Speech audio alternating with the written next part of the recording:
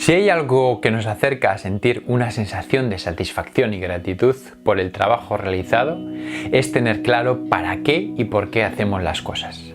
Aunque se considera importante tener un propósito, reflexionar sobre el porqué de las cosas, diría que no es muy común que nos sentemos o que nos inciten a reflexionar sobre ello. ¿Te has preguntado alguna vez por qué, para qué decidiste ser músico? La invitada de nuestra próxima entrevista es un claro ejemplo de estar en propósito, de encontrar esa pasión convertida en profesión donde uno puede servir y ayudar con su labor a mejorar y aliviar el sufrimiento de las personas. Te presento la entrevista a Carla Navarro. Muy buenas, Carla.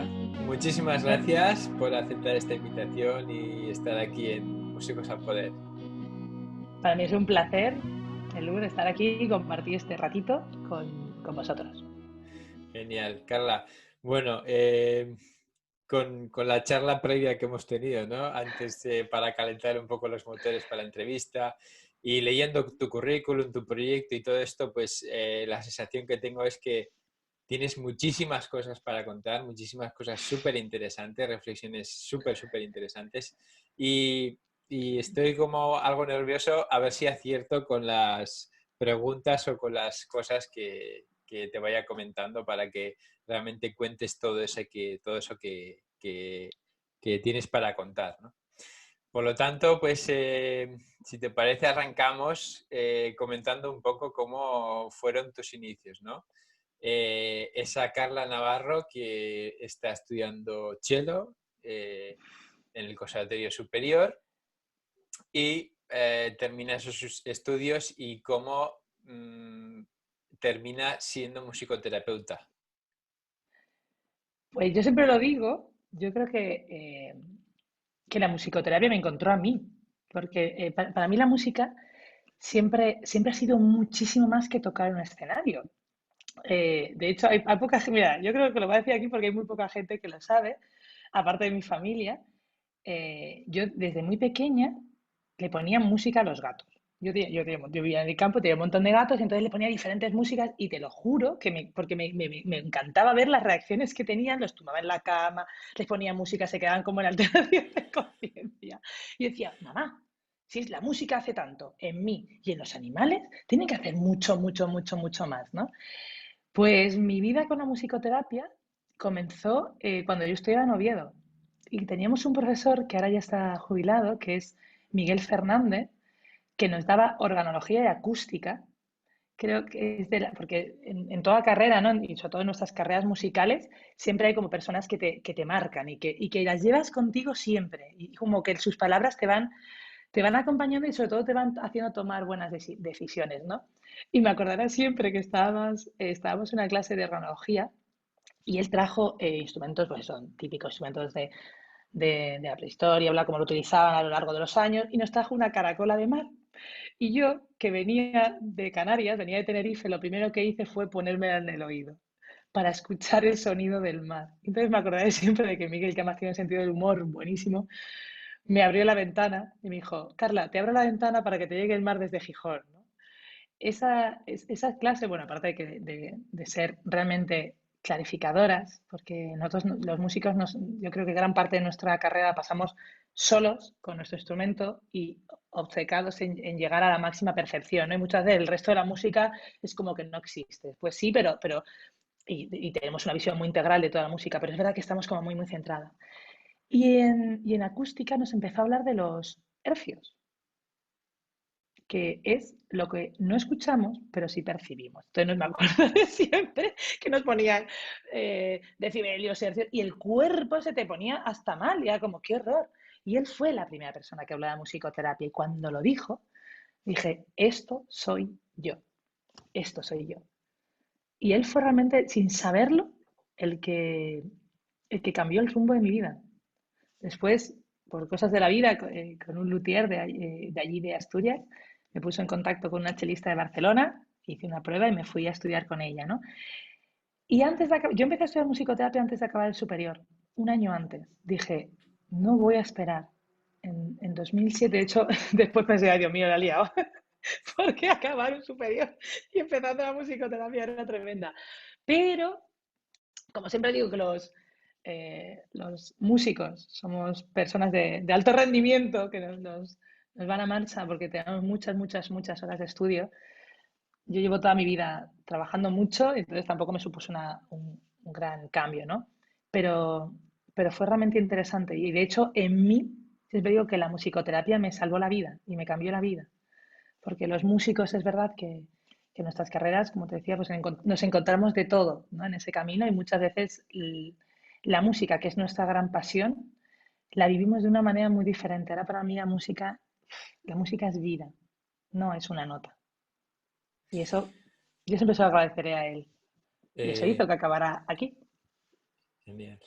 Carla, antes me comentabas ese abismo que viste, que sentiste cuando estabas terminando tus estudios, ¿no? Ese abismo que mucha gente comenta, muchos músicos comentan, y es que quizá puede ser por desconocimiento del mundo laboral, por falta de recursos también de orientación laboral, pero es una realidad. Es una realidad de que prácticamente todos los músicos, cuando estamos terminando esos estudios, sentimos ese vértigo de ¿y ahora qué hago con mi vida? ¿No? Sí, esa es la gran frase. Yo creo que porque, como te comentaba antes, ¿no? Nosotros llevamos toda nuestra vida. Yo no concebía la vida sin un conservatorio. No te digo sin estudiar, me refiero sin un conservatorio. Porque desde que tengo 6 años voy a uno. Ahora ya no es así, ¿no? Pero antes ibas a, a preparatorio, después ya hacías la prueba para entrar al elemental, después del elemental hacías la prueba para ir al medio, después del medio al superior. Llevamos toda nuestra vida en un contexto musical, académico, y en el que creo que además, ahora ya no sé cómo está, porque hace mucho que no voy a un conservatorio, ¿no? Pero creo que también nos tenían un poco entre algodones, porque nadie te cuenta qué ocurre después. Claro, tú de repente acabas como, ¡oh! ¿Y ahora qué? ¿Y qué hago yo mañana si me voy a mi conservatorio? Porque claro, es tu conservatorio, no es al conservatorio. Yo voy a mi conservatorio, que es mi casa. Yo recuerdo que además en el Conservatorio de Tenerife después ya pusieron horarios, ¿vale? Porque los vecinos se quejaban. Pero nosotros cerraban, como había seguridad, nos cerraban y nos podíamos quedar hasta la 1 o 2 de la mañana tocando en una cabina de estudio. Pero de verdad, o sea, que esto la gente, yo se lo cuento, no, no, o como en Oviedo, como había muy pocas cabinas de estudio y abrían, creo que abrían a las 8, y hablo de un Oviedo, en pleno 15 de diciembre teníamos que hacer cola, entonces teníamos que ir llegando antes, llegábamos a las 7 menos cuarto de la mañana, ahí muertos de frío con nuestros instrumentos, para poder tener una de las 8 o 9 cabinas que había. Porque a las 8 de la mañana o a las 9 no podías tocar en tu casa. Que esas otras de las realidades también, porque los vecinos acababan llamando a la policía. Entonces, cada 2 por 3 teníamos a la policía en nuestras casas porque estábamos haciendo ruido. Y yo decía, hombre, ruido hacía antes cuando estudiaba un elemental, pero ahora ruido no creo que haga. Y eso te llegaba al alma porque te tenías que tirar 12 horas, ¿no? ¿Qué ocurre? Yo creo que sí hay una falta de realidad dentro de los conservatorios. Nadie te cuenta, tú estás estudiando porque cuando acabes vas a ser solista. Esto es lo único que tienes en tu cabeza, ¿no? O tocar en una orquesta. Pero no te hablan del mundo profesional real. Y el mundo profesional real no me refiero a cobrar en sobres por bolos, que esa es otra, sino me refiero a cómo, dónde te mueves, cuáles son las redes, cuáles son las salidas profesionales que tenemos. Porque a mí, yo por ejemplo, sí que he visto que muchos de mis compañeros, grandísimos músicos, pero grandísimos músicos, al final la única salida profesional que veían como algo más, ¿cómo decirlo?, de Digno. sostén, sí, sí, sí, sí, en serio, algo más de sostén y digno era hacerse el CAP y entrar a dar clase en un instituto, cosa que no les gustaba, pero así tenían un sueldo. Y era como, pero si no te gusta, ¿por qué? Vamos a buscar un poco más qué podemos hacer. O sea, o cómo hay gente impresionante. O sea, es que yo conozco tantos músicos que al final, por ejemplo, han acabado haciendo otra carrera para poder tener algo, un sueldo, para poder dedicarse a la música. Eso es una auténtica barbaridad, sobre todo cuando el Estado se gasta tanto en nuestra educación. Porque es verdad, yo siempre he dicho, digo, yo he sido una gran afortunada. Tenemos profesores individuales, clases individuales toda nuestra vida. en el que tienes un profesional altamente cualificado solo para ti. Durante el principio me acuerdo que en Tenerife me acordé siempre de que Yuri, que era mi profesor de cello, que es más que mi profesor de cello, para mí es como mi padre, por la relación tan grande y tan íntima que se produce y con el que compartes tanta vida, ¿no? Él, en vez de verte una hora a la semana, te partía y te hacía ir 2 veces a la semana para ir controlándote y viéndote y llevándote hasta eso, ¿no? Es como cómo te van llevando, cómo te van acompañando, cómo después van apareciendo otras asignaturas que es como el mundo de la música de cámara, cuando dejas ya solamente al principio teníamos como lenguaje musical y instrumento. Y después ya es como el coro, la orquesta, es como vas como creciendo, claro, vas creciendo como músico, ¿no? Pero creo que justamente por eso todos los estudiantes de un conservatorio tendrían que conocer las diferentes aplicaciones que tiene la música, la interpretativa, la pedagógica, la de investigación, que es tan potente, y la terapéutica. Esta es. ¿O dónde te apetece desarrollarte? Además, no significa que dejes de ser músico o que seas un músico de segunda, que esto es otra cosa que también tenemos todos en la cabeza, ¿no? Yo es verdad que una vez, mira, hace poco lo contaba, una vez fui a clase sin estudiar, porque, bueno, porque también tenía 11 años y estaba yo en mi parra. Pero una vez fui a clase sin estudiar y me acuerdo que mi profesor me dijo, decide si quieres ser un músico amateur o un músico. Y ya como, ¡oh! Esa palabra me llegó. No sabía qué significaba, pero me llegó al alma, ¿no? Y porque aquí tenemos mucho eso. Bueno, nunca más volví a ir sin estudiar, porque además me mandó a las cabinas de estudio de enfrente, que para mí fue como, bueno, nunca más. Pero, pero hay que hacer llevar esto y sobre todo entender, yo cuando empecé a estudiar musicoterapia, mis propios compañeros me decían esto, ¿no? De, tía, déjate de hacer esta mierda, me decías, y ponte a tocar, que tú lo que tienes que hacer es hacer pruebas de orquesta por todo lo que tú estás tocando, por tal, y decía, pero te lo juro, que no es que no quiera, no lo veo como algo menor, es que esto es mi sitio.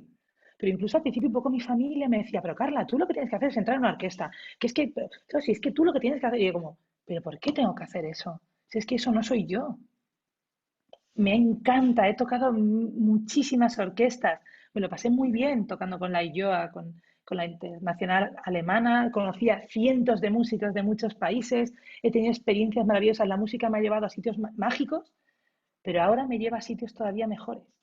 Y entonces como tenemos que quitarnos esos chips, como esos aprendizajes, hay que desenredar ese hilo y hacer el camino que tú quieras hacer.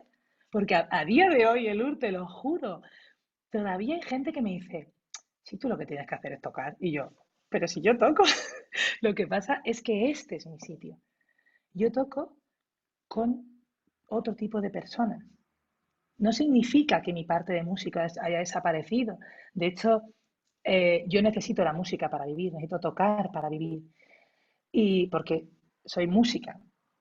Pero sí que es verdad que te comentaba antes, ¿no? Ahora es cuando me apetece empezar a hacer proyectos musicales de otra índole, ¿no? Yo vengo del mundo clásico, me encanta, pero vengo de este mundo, pero me apetece experimentar otro tipo de músicas, otro tipo de proyectos. Es verdad que la vida, pues, tiene el tiempo que tiene y hacemos lo que podemos. Sí. Carla, yo te diría que enhorabuena por tener tan claro lo que sientes y lo que quieres, ¿no? Yo hace poco, sobre todo con el proyecto Músicos a Poder, tuve una crisis bastante gorda, existencial, de muchas que he tenido, pero esa crisis fue porque empecé a indagar en por qué y para qué las cosas, ¿no? Empecé a preguntarme por qué soy músico, ¿no? ¿Para qué? Y por qué decidí ser músico y qué es lo que me gusta, ¿no? Y es una pregunta que diría que me la he hecho muy tarde, ¿no? Porque ya a mis 30 y pico años, pues tengo la sensación de que si esto alguien me hubiera incitado a que me preguntara, reflexionara sobre esto antes, creo que las cosas hubieran sido de otra forma. De todas formas, ahora soy así porque también por Yo lo que he siempre creo que vivido, las ¿no? cosas llegan en el momento Mm. justo, ¿eh? Pero sí Pero que... mira, Elur, esto que dices, eso también tiene que ver con el conservatorio. Nadie, todas las asignaturas que tenemos son puramente musicales. A eso No iba, hay un que... acompañamiento psicológico Mm. o una preparación con toda la presión que vivimos, ¿eh? Porque eso, digo, eso sí quedaría para otro tema. Con toda la presión tan grande a la que a la que hemos estado sometidos muchos de nosotros.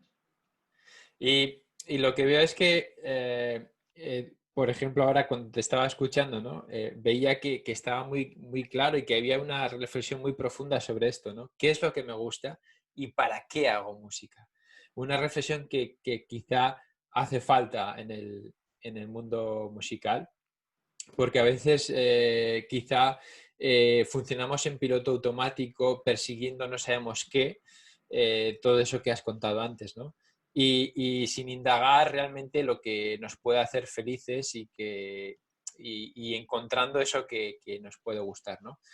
Y creo que, bueno, enhorabuena por tus reflexiones, ¿no? Y creo que la musicoterapia tiene mucho sentido en esto, ¿no?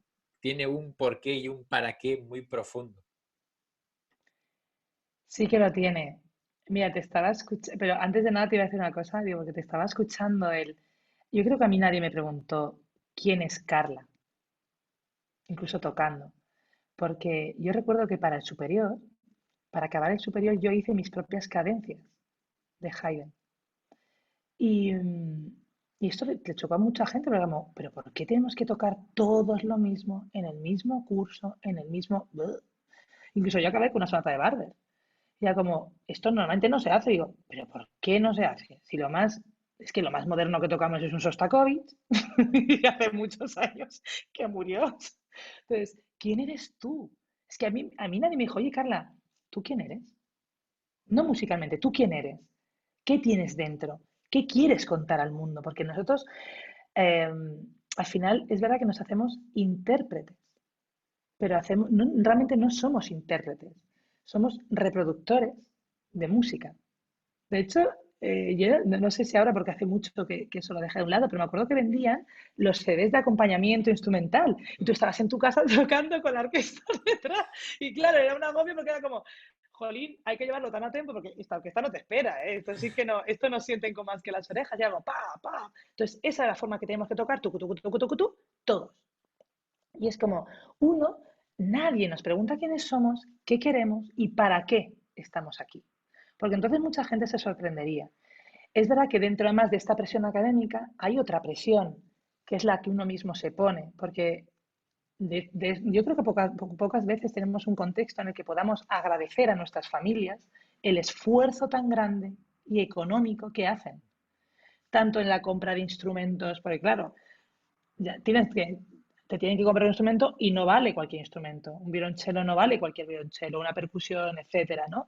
Después, lo que supone para nuestros padres mandarnos a estudiar a los conservatorios, porque muchas veces no los tenemos cerca y los superiores están fuera, pero saben que, mira, se me están poniendo los pelos de punta, pero es que es verdad, saben que es nuestra pasión y hacen un esfuerzo económico y familiar tremendo.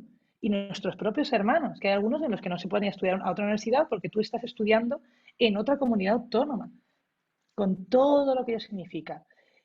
Y eso es una presión, por ejemplo, que yo tenía mucho. Yo tenía la presión de decir, claro, es que ¿cómo voy a defraudar a mis padres, ¿no? Con todo lo que ellos están haciendo también.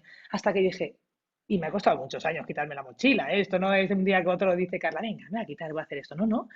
Me ha costado mucho decirles, mamá, gracias, sobre todo porque ahora, que es cuando, esto sobre todo te pasa cuando tú te tienes que empezar a mantener a ti mismo, que entonces te vas dando cuenta el valor que tiene todo, sobre todo lo económico. Y dices, wow, pero es que a mí me pasa, Lur, que yo lo haría ahora mismo con mi hijo. Diría, yo te doy, para mí una de las cosas más importantes es la educación no académica, sino en todos los sentidos, de manera muy integral, porque yo te puedo proporcionar alas para que tú vueles donde tú quieras, no donde yo quiera que tú estés. Porque a mí me pasaba, y ahora ya cojo el IVA musicoterapia, pero es que así cierro toda la parte musical. A mí me pasaba, yo cuando empecé el superior, yo iba a la par, entonces hice la PAU, y en mi familia no entendían que la música fuera. Fíjate que me habían apoyado un montón, pero no entendían que la música fuera una profesión como tal. De hecho, me matriculé de psicología y era un horror, porque yo iba por la mañana a una universidad con el violonchelo y tal y cual, y después me iba al conservatorio, como, es que voy a estallar.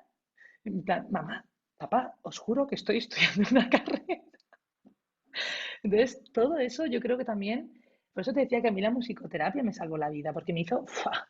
quitarme de un peso que dije, es que como siga con esta mochila, bueno, así estoy, ¿no? Te decía antes, digo, "Ay, me estoy trabajando las cervicales porque llevo toda mi vida, llevo toda mi vida con una mochila muy pesada. Así que agradecemos lo que hemos tenido. Yo agradezco mucho, incluso agradezco todos aquellos músicos frustrados que después daban clase en un conservatorio o donde fuera, y que te pasaban todo aquello que ellos habían vivido, todas sus frustraciones te las pasaban. Porque yo sí que tuve la gran suerte de tener un primer profesor maravilloso, que es Yura Janosik, en el Conservatorio de Tenerife, que me dijo una frase cuando yo tenía 15 años, que me sigue acompañando, y me dijo, Carla, hasta de la persona que creas que no te gusta nada, ni como chelista ni como profesor, aprenderás algo. Hasta de él tienes que aprender a aprender, porque aprenderás lo que no quieres ser. Y ese día dije, wow, qué gran persona y qué gran suerte tuve. Y he aprendido mucho a mirar a músicos, a profesores, docentes que te decían cosas que no eran tuyas, que eran suyas. Y decía, vale, eso no significa que no hagan daño, porque a veces yo me he pasado mucho tiempo después, yo cuando acabé superior me pasé un año sin tocar, porque no podía. Era coger mi violonchelo, que era mi vida, cogerlo y decir, y me venían todos los fantasmas, lo digo en serio, me venían hasta voces, que era como, pero ¿cómo puede ser que afinando me estén viniendo, es, pues eso, palabras, frases, experiencias? Claro, estudiando musicoterapia, después me di cuenta de la gran relación, de cómo la música va directamente a la emoción de, claro, todo esto nosotros ni siquiera nos enseñan cómo nos afecta, ¿no? A nivel cerebral o corporal. Entonces, yo era empezar a tocar mi violonchelo y hacer ¡fua! Y venir directamente toda esa memoria musical asociada. Entonces, me ha costado mucho ir quitando esas capas de la cebolla y decir, yo no puedo vivir sin tocar, porque es mi vida, pero hay que quitarse y hay que limpiarse, y todo depende de la experiencia que hayas tenido en un lado o en otro. Ahora, bien, la musicoterapia es pura vida, es utilizar los los elementos de la música, el ritmo, la armonía, eh, toda la parte, la melodía, después el timbre, bueno, todo lo que son todos los parámetros y elementos de la música y el silencio, que es una cosa muy importante. Y esto lo aprendes con la experiencia. Porque hay veces que parece que si no estás con un paciente, estás tocando como todos los instrumentos a la vez, como esa escena, ¿no?, del hombre orquesta de Mary Poppins, parece que no estás haciendo nada. Y es al revés. Solamente en el silencio la otra persona puede procesar todo lo que le ha llegado y tomar la iniciativa o no responder, que eso también es una respuesta. Y es como nosotros, que nos llevamos toda la vida entendiendo que el silencio tiene vida y por eso hay que sentirlo, no contarlo, sino sentirlo. Entonces utilizamos todos estos elementos en pro de las 5 áreas que conforman el ser humano. Tanto la parte social, la parte cognitiva, la parte emocional, la parte física y uno de los elementos más importantes, que es la parte espiritual. Antes hablábamos, ¿no? El para qué estoy haciendo música, pues la parte espiritual del ser humano es muy importante. Es el para qué. ¿Para qué estoy aquí? ¿Para qué está ocurriendo esto? El por qué, ¿no? Yo hace mucho tiempo, porque además la parte espiritual nosotros la confundimos mucho con la religiosidad y no tiene nada que ver. Eh, Diríamos que la espiritualidad es el para qué estamos aquí y la religión es el cómo.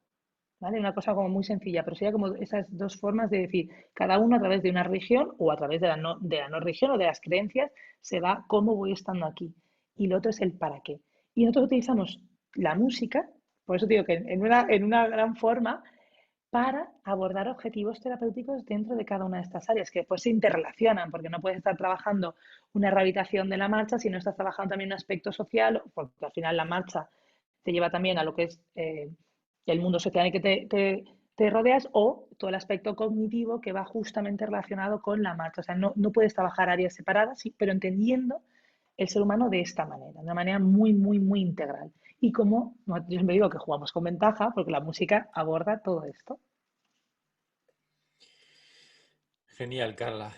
Qué interesante todo Yo lo me vengo arriba, tú vete llevándome, ¿eh? todo Porque lo que vas es comentando. que... Tenía aquí una pregunta, pero no sé si... Bueno, te voy a lanzar. Venga. ¿Qué es lo que ocurre en el cuerpo-mente de un paciente en una sesión de musicoterapia? Wow, gran pregunta, ¿eh? Pues, ¿sabes qué? Yo creo que depende de muchas cosas, ¿vale? Te diría que los mejores que lo pueden decir son ellos.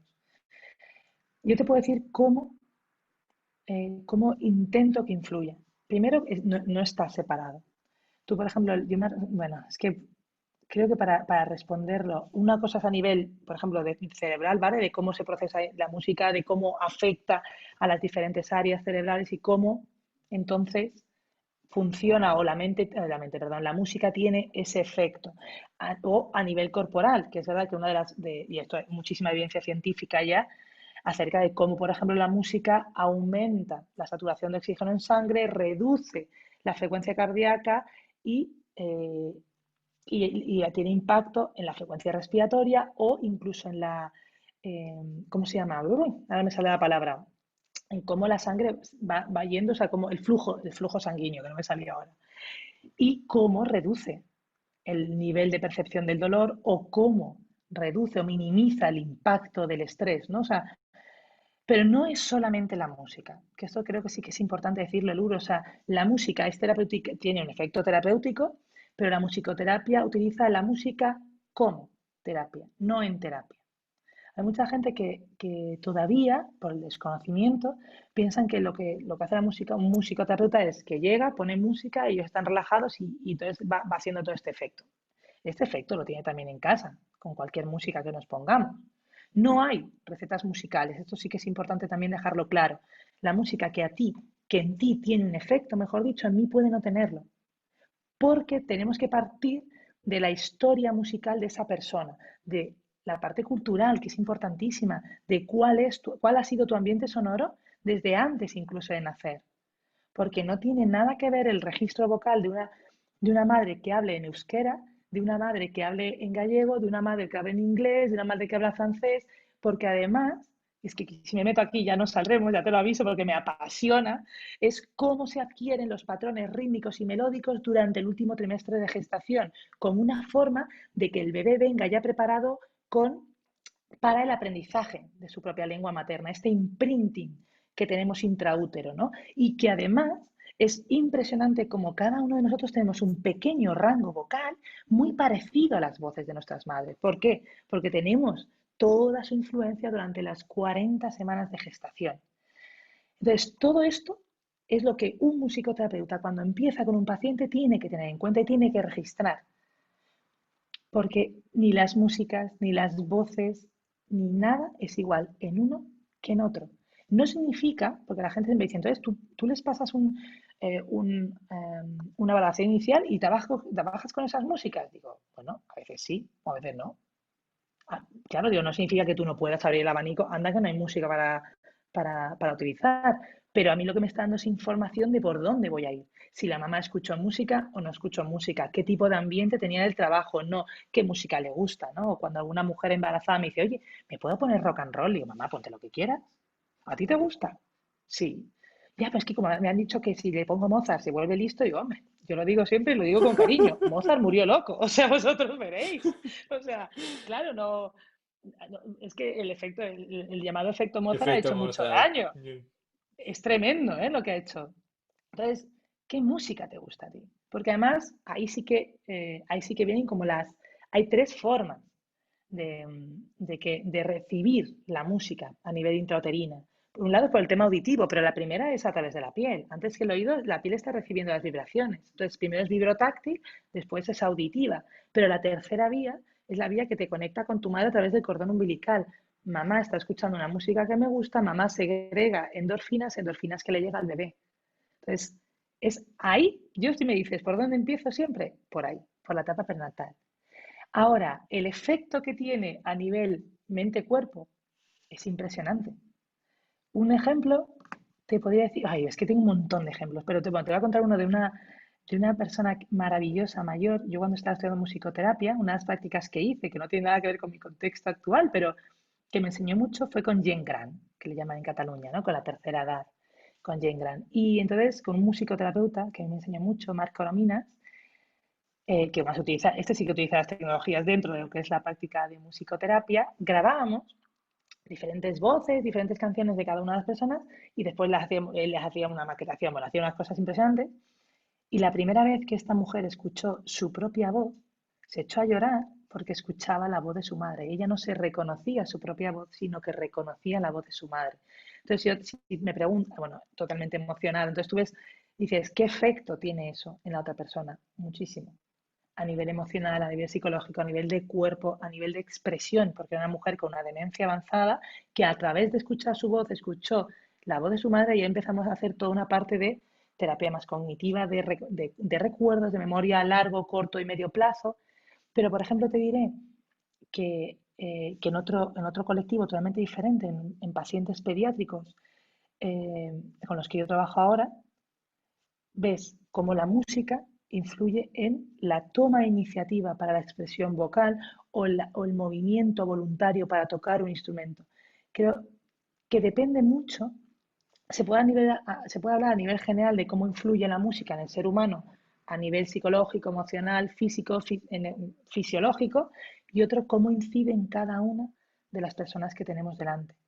Eso cambia. Y sí que es cierto que uno de los mayores, una de las mayores bazas con las que juega la musicoterapia es justamente el musicoterapeuta, porque la música, o sea, tiene una influencia en el ser humano y otra es la relación vincular que se crea entre el paciente y el musicoterapeuta. Eso tiene muchísimo más poder que la propia música.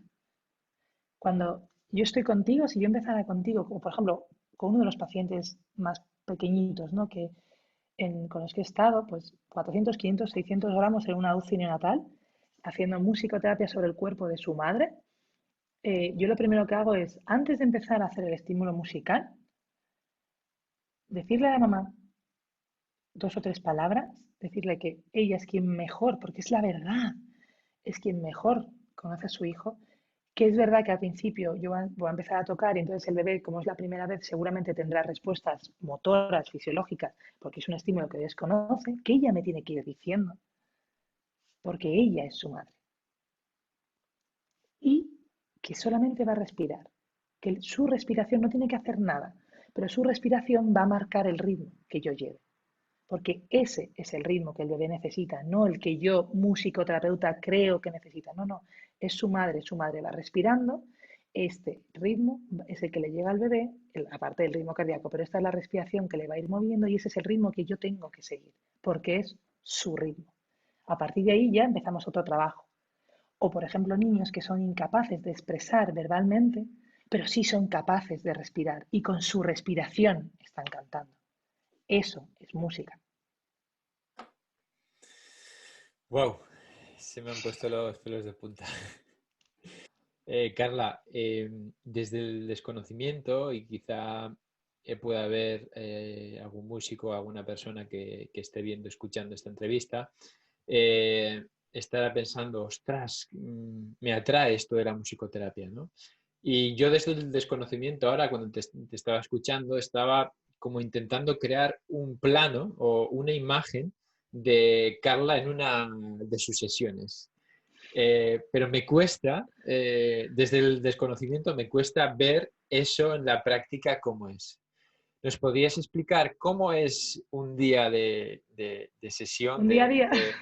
de Carla Navarro, ¿no? O sea, vas con tu instrumento o qué material llevas, cómo es el proceso de llegar, ¿nos podrías contar un poco para, digamos, construir esa imagen que puede ser de una sesión de musicoterapia?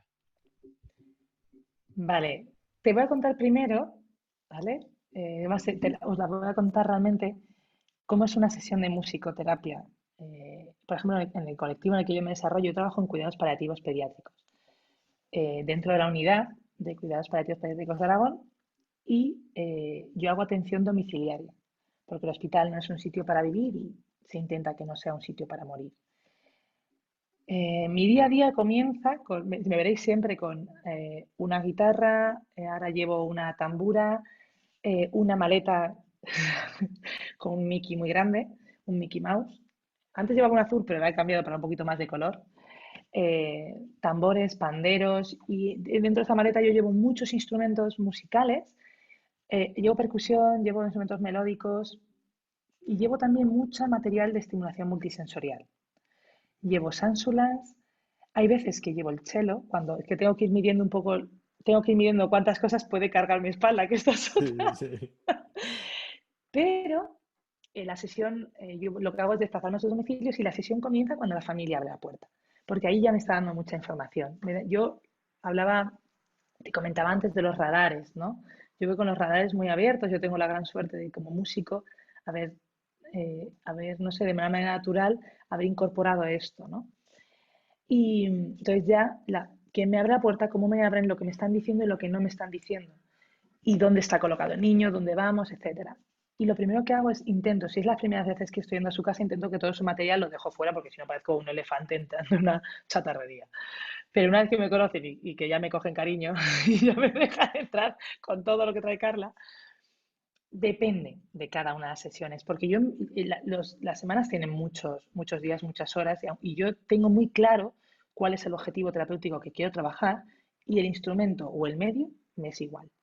Hay veces que llego con un montón de instrumentos y solamente utilizo la voz cantada o utilizo solamente la vibración, como canto directamente sobre el cuerpo del niño, para producir justamente estas sensaciones de relajación corporal, ¿no? Porque la vibración tiene un efecto muy potente. ¿Cómo empezar? De menos a más. Claro, tú llegas a una casa en un niño que generalmente está mucho tiempo encamado, o que su nivel de energía es muy bajito, entonces tú no puedes llegar y venga, voy a estimular, pues que esto es una cosa que a la gente le cuesta, ¿no? Pues como está tan bajito, venga, le estimulamos. Bueno, no, vamos poco a poco. Yo cuando estoy bajita, si vienes, y esto es una cuestión musical, si tú tienes un ritmo lento y viene otro, es como frena, que es que estás totalmente, es que estamos en dos ondas diferentes, nunca mejor dicho, ¿no? Siempre le pregunto a los papás, siempre fuera, nunca delante de ellos, de los niños, ¿qué tal la semana? ¿Cómo hemos dormido? ¿Qué necesitan? Esto es muy importante. Si el niño tiene comunicación verbal y tiene la capacidad de poder decirlo, ¿cómo estás? ¿Qué necesitas? ¿Sabes? Cuéntame qué es lo que quieres que juguemos y qué te apetece. Porque si no, caemos en el paternalismo este de yo sé lo que tú necesitas. No, yo no tengo ni idea de lo que necesitas. Bastante tengo yo con saber lo que necesito yo, que a veces que me cuesta, como para saber qué necesita el otro. Entonces, lo primero hay que preguntar, sí necesito saber qué necesitan sus padres, porque la sesión de musicoterapia no es con un niño, es con todo el sistema familiar. Y el sistema familiar ampliado puede ser con la vecina del cuarto, que es la que nos baja las lentejas, y es muy importante dentro de ese sistema familiar, con los abuelos, con los hermanos. A mí me encanta trabajar con los hermanos y ponerles en el primer plano, porque son, no voy a decir que los grandes olvidados, porque es mentira, sobre todo por sus padres que los tienen, les quieren y les aman muchísimo, pero sí son unos grandes niños que dejan mucho espacio de su vida para sus hermanos que están enfermos. Entonces, yo, por ejemplo, los objetivos que tengo es reconectarlos de otra manera. Ver quién es tu hermano. Bueno, y cuántas cosas hay que esperarle, o que se den cuenta de cómo él necesita, cómo él va pidiendo los tempos. Y hacemos toda una sesión. Primero, a nivel general, haría un resumen como una pequeña acogida musical, ¿vale? Cuando llego, primero, claro, nos saludamos, pero que empieza a sonar la música, después ya vamos entrando en toda la parte que sería de estimulación motriz, se necesita de estimulación corporal, de tocar, de cantar, de sentir, de percibir, y hacemos un pequeño decrescendo a nivel de energía y después volvemos a bajar. Muchos de ellos se quedan al final dormidos, ¿no? Primero, pero porque el nivel de atención y concentración que están teniendo dentro de la sesión es tan grande, ¡fua!, que ya no pueden más. O hay otras cosas con las que no podemos luchar, que es la medicación que toman. La música tiene power, pero no es, no es la panacea, ¿no? Y pero eso sería como dentro de un contexto más puramente de paliativos pediátricos. Por ejemplo, si nos vamos a otros contextos, yo, por ejemplo, hago musicoterapia preventiva, que lo enlaza además con la educación musical, porque una cosa no exime de la otra, que es una cosa muy importante. A mí, claro, yo no me puedo separar. Ya no me puedo, pues aquí hago educación musical, pues aquí hago musicoterapia, aquí hago la parte prenatal. No, esto soy yo, ¿no? Y yo entiendo más que la educación musical temprana, que ahora está tan de moda, yo entiendo el acompañamiento de los niños, de su neurodesarrollo a través de la música.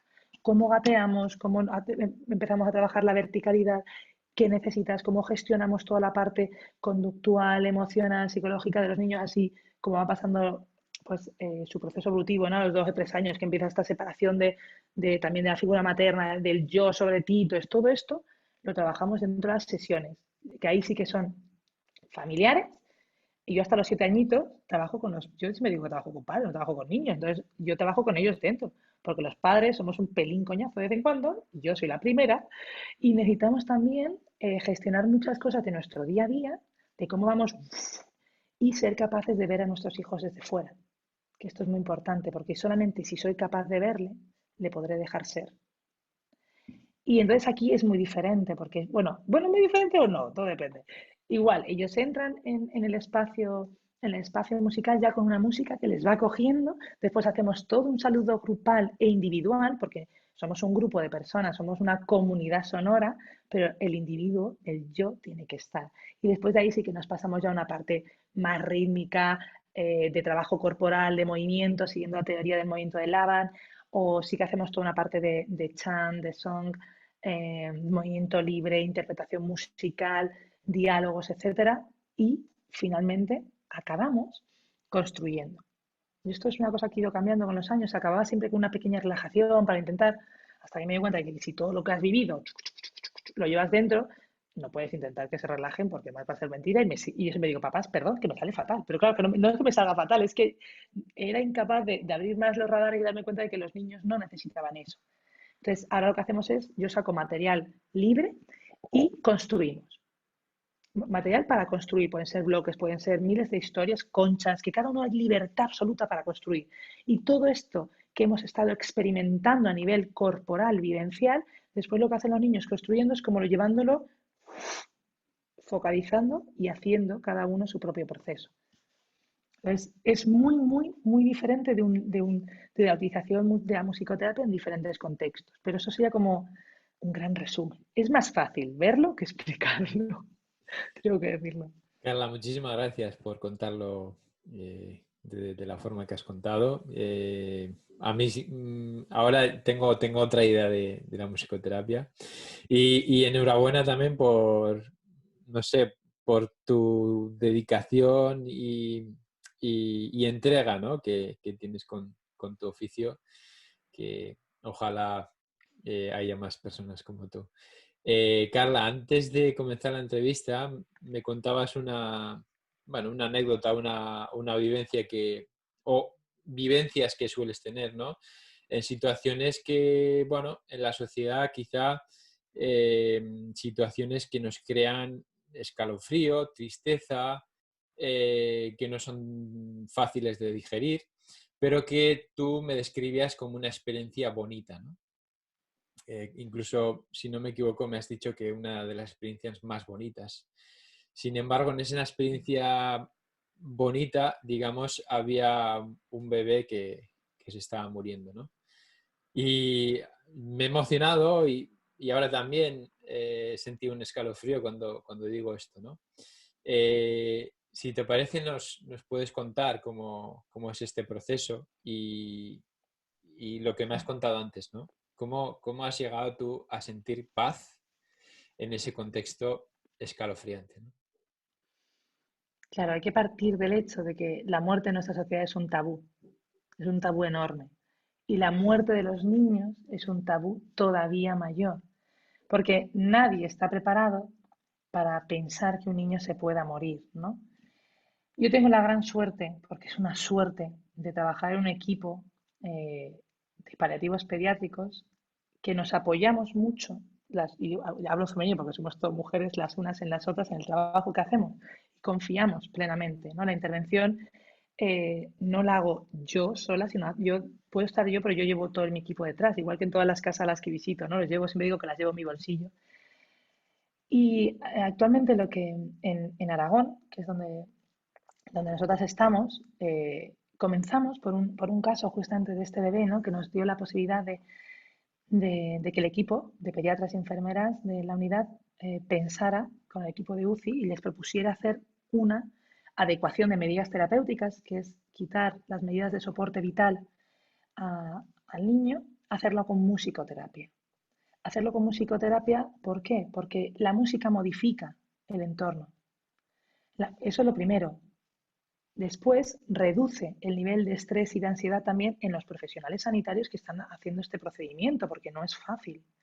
Y tercero, acompaña a esa familia y a ese bebé en su proceso de despedida, porque cada uno de nosotros tenemos nuestro cometido dentro de ese triángulo, ¿no?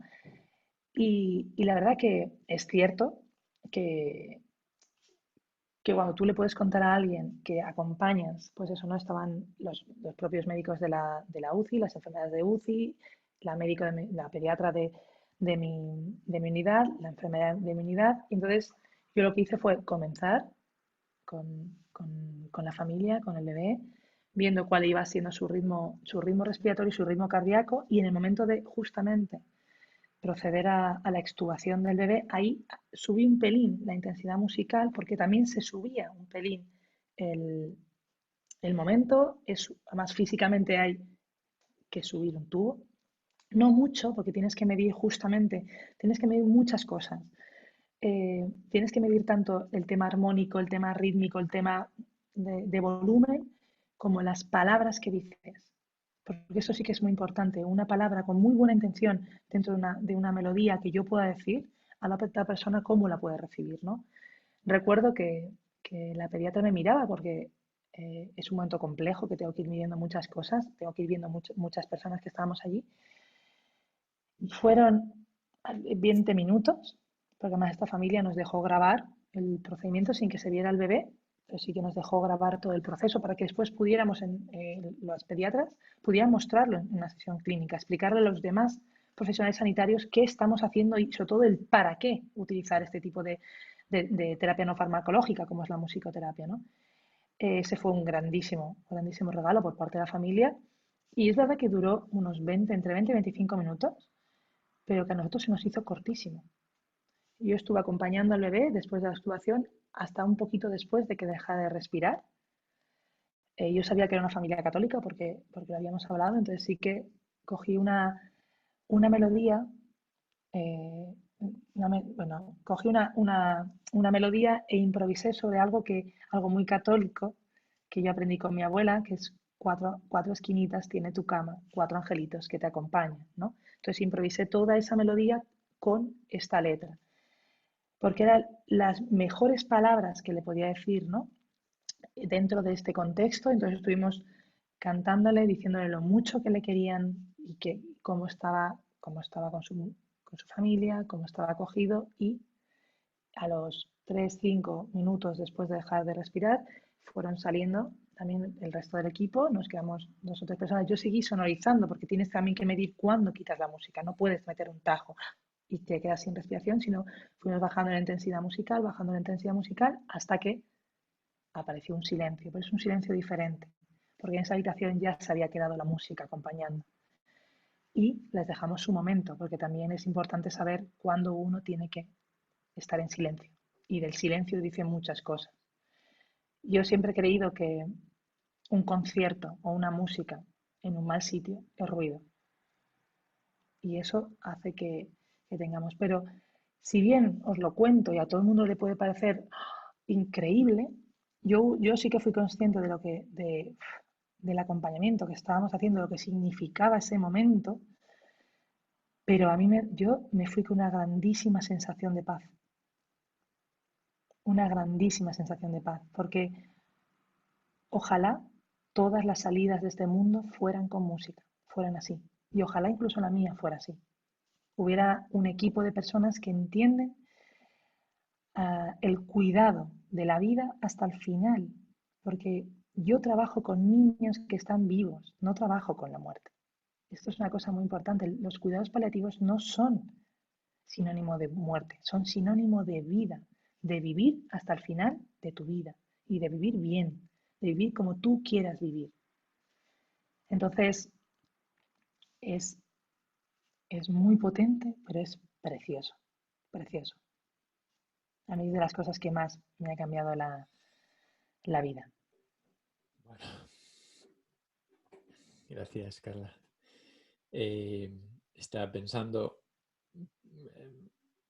que muchas veces yo después de volver del trabajo o los músicos después de un concierto o lo que sea, con ese run run constante que tenemos en la mente, ¿no?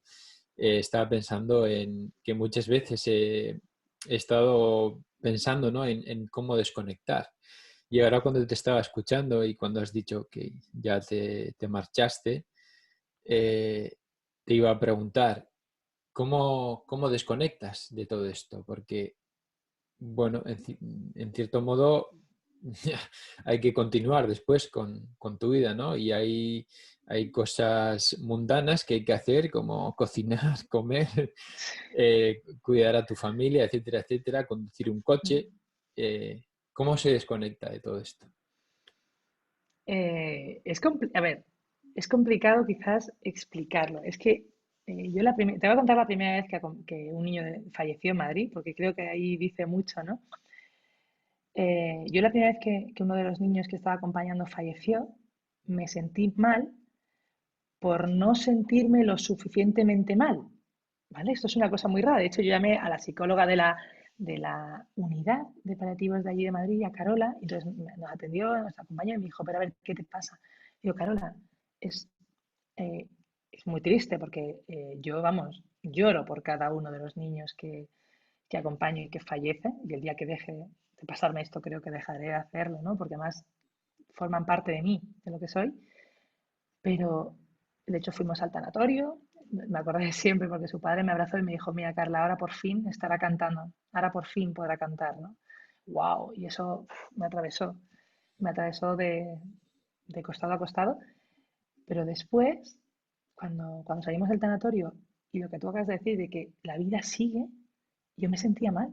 Yo me sentía mal porque la vida seguía y porque en mí era algo como muy natural. Entonces me acuerdo que Carola me dijo, a ver, Carla, tú estás en un punto que te viene solo, que es como si lo hubieras trabajado toda tu vida. Estás en el punto en el que todos aquellos que nos dedicamos a esto queremos llegar. Y tú que lo tienes natural, te sientes mal. Digo, sí, porque pensé que a lo mejor era una persona súper fría. Digo, no. Y me he dado cuenta eh, de que yo hago un trabajo muy, muy, muy potente, doy todo mi amor en cada una de las notas que salen de mí, en cada uno de los momentos que vivo con ellos, pero no lo puedo hacer mío, porque además no sería justo, ni para mí, ni para ellos, ni para mi bebé, por ejemplo, ¿no? Y porque todo depende también de la idea que tengas de la vida, de la muerte, del sentido de todo esto. Y te diría que no, que quizás no desconecto, ¿vale? Sino que es verdad que cuando pasó esto, yo me fui muy removida, mucho, mucho, mucho. Llegué a la unidad, yo necesitaba silencio, después de todo lo que yo había hecho musicalmente, llegué a la unidad, dejé mi guitarra y, y me fui andando a casa porque necesitaba que me diera el aire, necesitaba que mi cuerpo moviera todo aquello que se había quedado dentro. Y cuando llegué a casa y abrí la puerta y estaba este rubito de 3, bueno, ahora de 4 años que me espera, me dijo, mamá, mamá, mamá, me di cuenta otra vez de la gran suerte, de la gran afortunada que soy. Le miré hacia arriba, mandé un beso y sigo con la vida. Hay veces que cuesta más, hay veces que cuesta menos, pero yo no sé, yo a veces que digo, chicos, necesito que me echéis un cable, venga, que tenemos que conseguir esto. O por ejemplo, tengo un nuevo reto con toda la fundación, venga chicos, echarnos un cable. Entonces yo hablo con muchos de ellos, además y les agradezco, y como hablo de ellos en muchas conferencias, porque siguen vivos en todos nosotros, porque de ellos he aprendido muchísimo, de ellos he aprendido básicamente a estar viva, a que tenemos la responsabilidad de vivir. Después tenemos nuestros problemas del primer mundo como, oh Dios mío, me han cancelado la peluquería. O sea, cosas de estas banales y superficiales las tenemos. Que yo a veces que, a ver, Carla, problemita del primer mundo, en serio, venga, ponlo en su sitio, ¿no? Pero es verdad que también me han enseñado que cada cosa tiene su intensidad. Ahora es responsabilidad nuestra darle la mayor bombo o menos bombo. Yo tengo mis problemas, como todos, pero me trabajo todos los días darle la importancia que tiene. Eso sí. Hoy yo también utilizo la música. Hay muchas veces, por ejemplo, este día necesitaba silencio y otro necesitaba una música para poder ¡fua! Sacar todo, ¿no? Y es verdad que, como te decía, yo no voy sola, tenemos un equipo. Entonces, este equipo también nos apoyamos. Una vez que los niños fallecen, nosotros hacemos reuniones de cierre, de duelo, en el que cada una de nosotras hablamos de cómo ha sido el proceso. Primero la pediatra cuenta toda la parte clínica, más puramente de cómo ha sido derivado, cómo ha sido esto, y cada uno de nosotras contamos cómo ha sido nuestra intervención con cada familia. Y siempre, bueno, incluso no hablamos de cosas que hubiéramos hecho mejor, que eso también es muy importante, ¿no? Cosas mejorables, cosas que no me han gustado. Aquí, por ejemplo, hice cosas así. Y después cerramos esta reunión, la cerramos con yo de, yo de Carla me quedo con esto, ¿no? Entonces siempre decimos una parte bonita que nos llevamos de cada uno de los niños. Entonces, todo otra dimensión. Y después con las familias, pues yo sigo teniendo muchísimo contacto. Al principio hay muchas familias que les cuesta verme, pero no por el final de vida de su hijo, sino por todas las cosas bonitas que hemos vivido juntos. Es diferente. Y en cambio con muchos de ellos, una vez que ha pasado el tiempo, nos seguimos viendo y seguimos teniendo contacto. Y me acuerdo, mira, el otro día me decía una mamá de una de las últimas niñas que han fallecido, que estuve acompañando y que me enseñó muchísimo. Y me dijo, Carla, todavía sigo metiéndome en ese cohete, volando al cielo y tocando a mi estrella, ¿no? Entonces, porque nosotros hacemos muchos viajes musicales. Una cosa es que no podamos salir de un hospital o de una cama, otra cosa es que la música no nos puede hacer volar. Entonces, esas cosas son las que, wow, te hacen darte cuenta de realmente lo que estás haciendo. Y siempre digo lo mismo, que ojalá, si a mí me pasara algo parecido, ojalá hubiera otra persona que tocara la puerta de mi casa y me dijera, soy la musicoterapeuta y vengo a acompañaros. Y hiciera todo este trabajo que yo voy haciendo. Fantástico, Carla. Una última pregunta. Si tuvieras la oportunidad ahora de abrir esa puerta que has dicho, pero en vez de ser otra persona que al otro lado de esa puerta veas a Carla que estaba terminando, a Carla Navarro que estaba terminando sus estudios superiores y que iba a iniciar su vida profesional. ¿Qué consejo le darías? ¿Qué le dirías a esa Carla? Que se expulsara, como se dice en Aragón, el polvo, que no hiciera caso a, a demasiadas cosas, a demasiados consejos, y que mirara hacia adentro para saber quién es y quién quiere llegar a ser. Que hay muchísima vida en la música que toque no para el otro, sino para sí misma, y que disfrutara de la vida porque no sabe qué va a pasar mañana, que la vida da muchísimas vueltas y que ningún paso es un fracaso, que no llegar, es que esa palabra de dónde, no, claro, no ha llegado a dónde, el camino, cada uno hace su camino, que comenzar a hacer un camino sabiendo que es el suyo, no el de lo que el otro espera de ti, que eso hace mucho daño y que la música es mucho más. Muchísimas gracias, Carla. Durante la entrevista ha habido como dos, tres momentos que me he emocionado y me he emocionado con tus palabras. No me quiero imaginar cómo sería eso con tu música. Enhorabuena por tu dedicación y compromiso con tu oficio. Y nada, muchísimas gracias por este regalo y esta entrevista. Muchas gracias a vosotros. Yo te digo que yo me emociono mucho en las sesiones y yo lloro también, igual que nos reímos, es que hacemos de todo. Nosotros hacemos de todo. Hay mucha más risa que llanto, pero hay veces que me emociono porque la música es vida, como te decía. Así que muchas gracias a vosotros y siempre lo digo, nos vemos pronto y si no, siempre nos veremos en las estrellas, no hay más sitios. Genial. Adiós, Carla. Chao. Gracias. Si te ha gustado este vídeo, puedes hacer tres cosas. 1. Suscríbete a nuestro canal de YouTube. 2. Compártelo con tus amigos y compañeros en redes sociales. Y 3. Visita musicosalpoder.com/regalo y accede a todos los contenidos gratuitos de Músicos al Poder.